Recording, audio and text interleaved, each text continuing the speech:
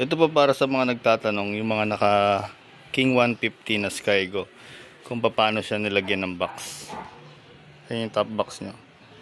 May slant pa rin siya ng konti pero maliit na lang, hindi kagaya dati. Ito yung dati, sobrang naka-slant yung box kapag nakarekta sa bracket. Ang laki ng slant niya. Kasi dito sa baba, yan, kinalangan ko siya ng bakal. Yan o, kita ba?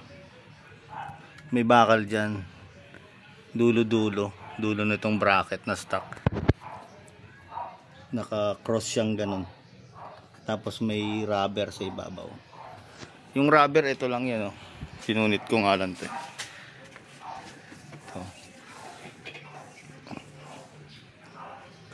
Kahit anong rubber naman kung anong available sa inyo.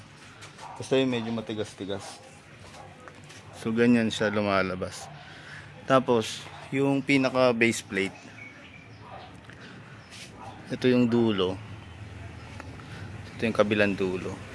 So lalabas siya ng kalahati dito.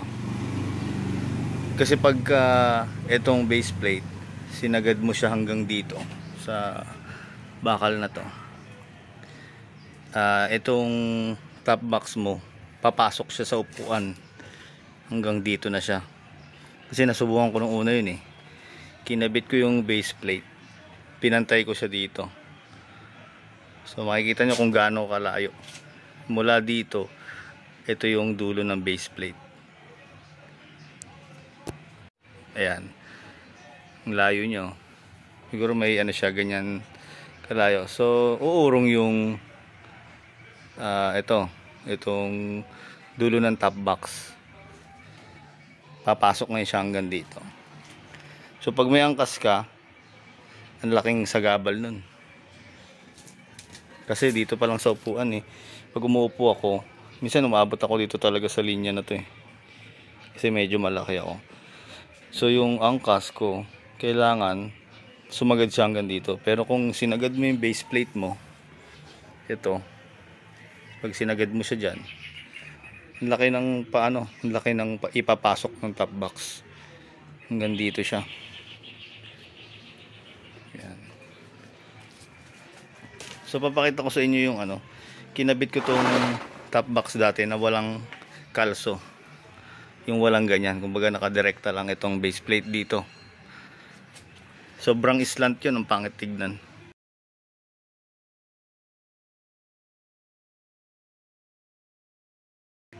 Kasi titignan nyo, nakaangat siya.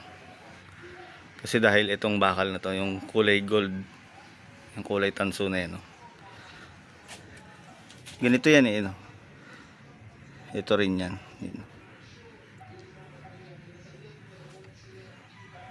Yan, kaya makikita nyo dito, nakalabas yung kalahati. Hindi naman kalahati, almost kalahati nung base plate. Nakalabas siya dito sa stock na bracket. Pero okay lang din naman yan kasi naibiyay ko na ng yan eh. Bulacan to Isabela, balikan. So kung titignan siya ng malayuan, okay na siya, sakto na siya.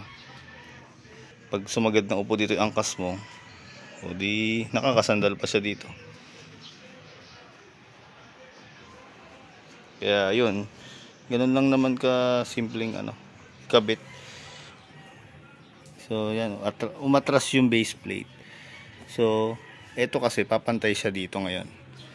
Dito siya nakapantay. Pag yung base plate kasi ang pinantay mo rito, nako, papasok tong box na to, itong dulo ng box dito.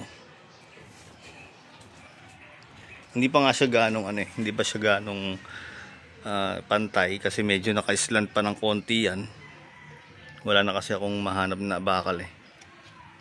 Pero susunod, dadagdagan lang naman yan ito. Dagdagan ko siguro ng bakal to para talagang na siya, pantay. Pero dahil nagagamit ko naman siya na maayos naman kahit may angkas, okay lang. Hindi ko na muna gagalawin, okay na muna yan. Yan itsura niya.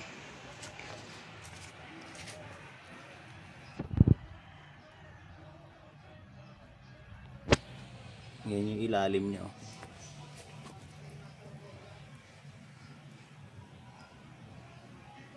Yan, para may idea din yung mga gusto maglagay ng box, mga naka King 150. Yan, kaya pag binuksan mo siya, ganyan na siya.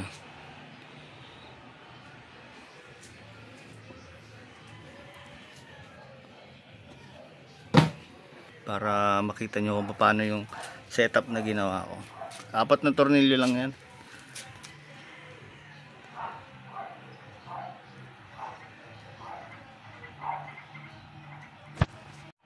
Kung makakita kayo ng gantong bakal, maganda to eh.